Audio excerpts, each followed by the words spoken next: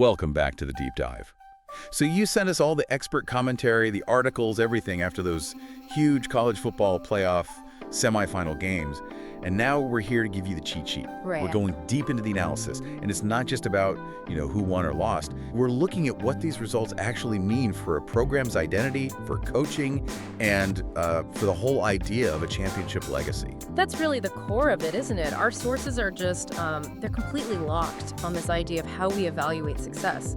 You had teams like Ole Miss, even Indiana, who had what they called the best season ever. Yeah, high watermark for them. Exactly. But the big question is, can that kind of immediate success really stand up to the almost unattainable standards set by a powerhouse like Miami? We're really looking at two totally different ways to win. And that's our mission today. We want to pull out those surprising tactical nuggets about what really mattered, and then use that to sort of define what a championship legacy even looks like in, this new era of college football. Okay, let's do it. All right, let's jump right in. Miami versus Ole Miss. It was a fantastic game, super dramatic, decided by, a play here or there. But the experts we looked at, they all point to these really fundamental differences. Oh, absolutely. And what becomes clear, almost immediately when you look at the tape, is Miami's winning formula. It was all about two things: patience and sustainment. And this isn't just like holding the ball to control the clock. No, it's much deeper than that. It's about controlling the entire flow of the game. Miami systematically, drive after drive, just ground down that Ole Miss defense. And the one stat from our sources that just jumps off the page, Miami had multiple drives of 15 plays or more. 15 plays. That's not just a good drive. That's a tactical assault. It is. For everyone listening, you have to understand what a 15-play drive does to a defense. It's alarming, as one source put it, because your guys are on the field for 6, 7, maybe 8 minutes straight. No rest. They are completely gassed. The defense coordinator's probably burned his timeouts trying to figure something out, and their adjustments get sloppy because they're just physically exhausted. Miami was just draining their will to compete. And you've got to give a ton of credit for that patience. Straight to the quarterback, Carson Beck. It's so easy to forget his record, but Beck is now 37-5 as a starter in college. In this game, his line was solid. Not flashy, but solid. 23 of 37, 62%, 268 yards, 2 touchdowns, and 1 pick. He just never looked rattled. And the perfect example of that composure was that game-winning touchdown run. You watch it back, and it wasn't a designed keeper. Not at all. It was Beck just extending the play, seeing the defense totally break down and taking off. The commentary we saw couldn't believe it. Nobody scanned the quarterback. That's what they said. They were so worried about the deep threat. Exactly. They left the entire left side of the field wide open, a simple scramble. And that one tactical mistake, it cost you the game. So if Miami's story is all about patience, then Ole Miss's downfall was, it was one specific fatal flaw. Third down. They were electric on first and second. The numbers are crazy. 210 yards on first down, 188 on second. They were moving the ball. But then you get to the most damning stat I have ever seen. 0. That's 0 net yards on third down for the entire football game. Just think about that. They had absolutely no way to sustain a drive when it mattered most. It's not just not a winning formula, it's like their engine just seized up every single time. And that's why those big plays early on never turned into points. Right. All those 3 and outs, they just came back to haunt them. It gassed their own defense and just handed control of the game right back to Miami. The contrast couldn't be more clear. And, this leads to a really fascinating new identity for Miami. The analysts are calling them something you'd never expect. Look at that. The most traditionally SEC football team in the country right now. Wait, how did that work? The U has always been about swagger, speed, that high-flying offense. How are the experts squaring that with this new physical identity? Because that traditional SEC label, it's all about the trenches. It means they're just more physical. They have an edge that, frankly, even Alabama or Georgia haven't shown consistently this year. It's a Mario Cristobal thing. It's 100% a Mario Cristobal thing.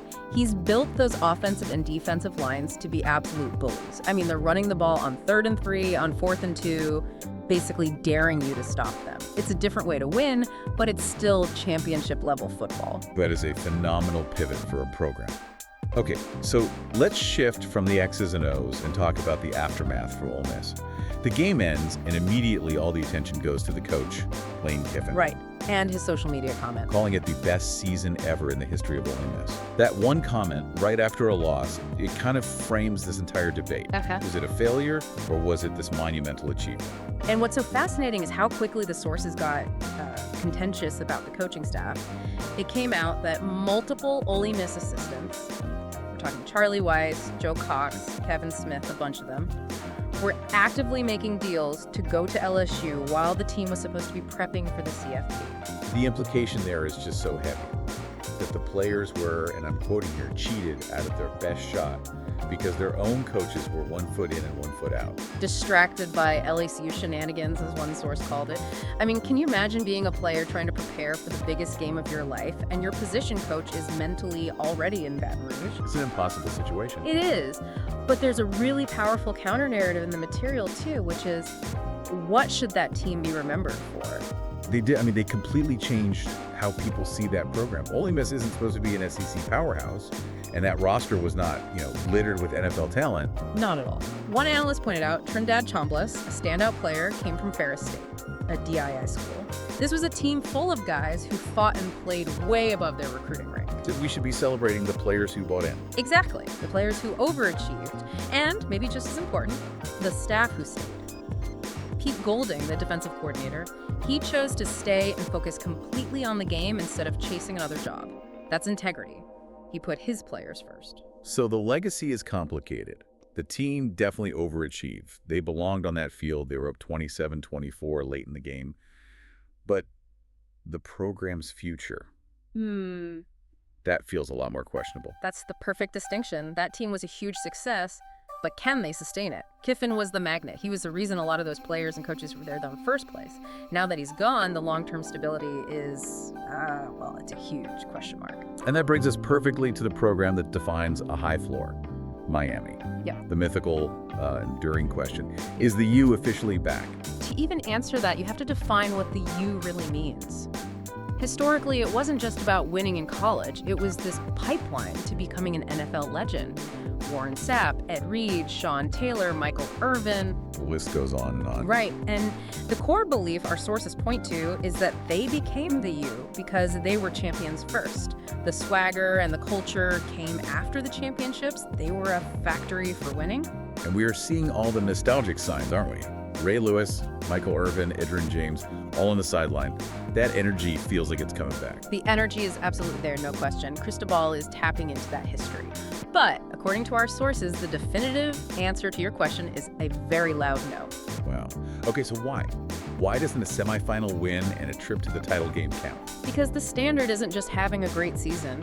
It's not about being a runner-up. The standard is winning the whole thing and then sustaining that excellence. So finishing second means you failed. As one analyst brutally put it, it means you ain't those dudes. The bar is just so incredibly high that until Carson Beck and Mario Cristobal are holding that trophy, they're just a really, really good team. They're not the U.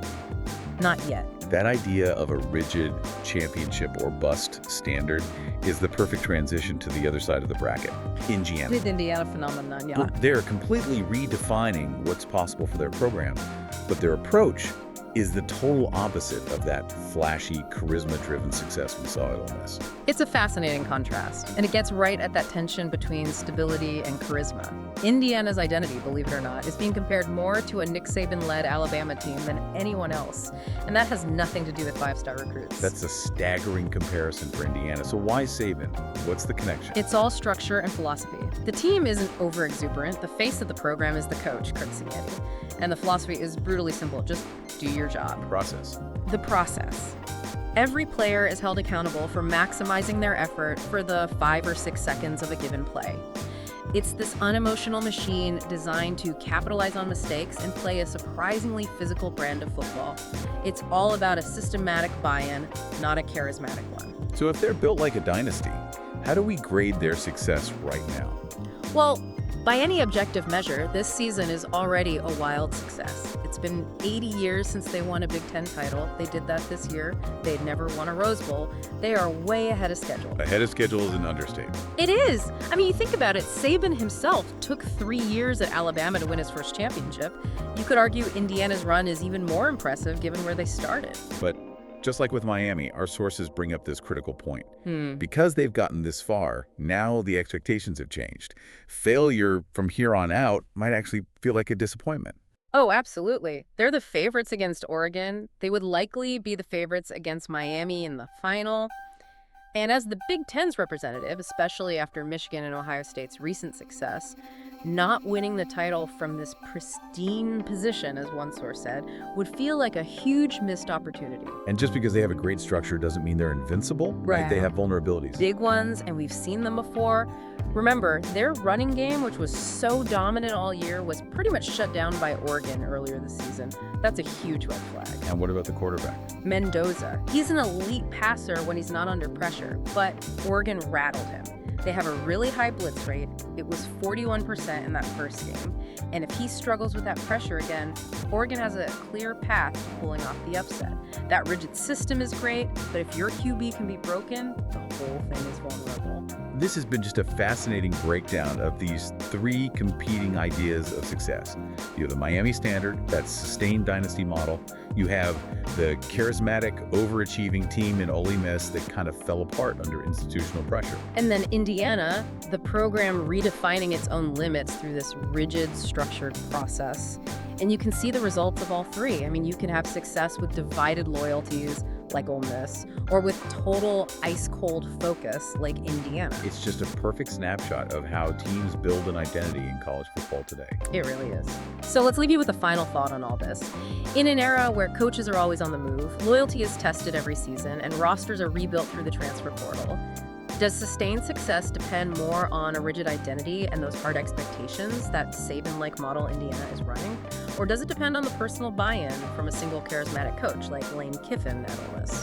What does the stability of a program really rely on now, when the talent and the coaches could be gone tomorrow? That's the question.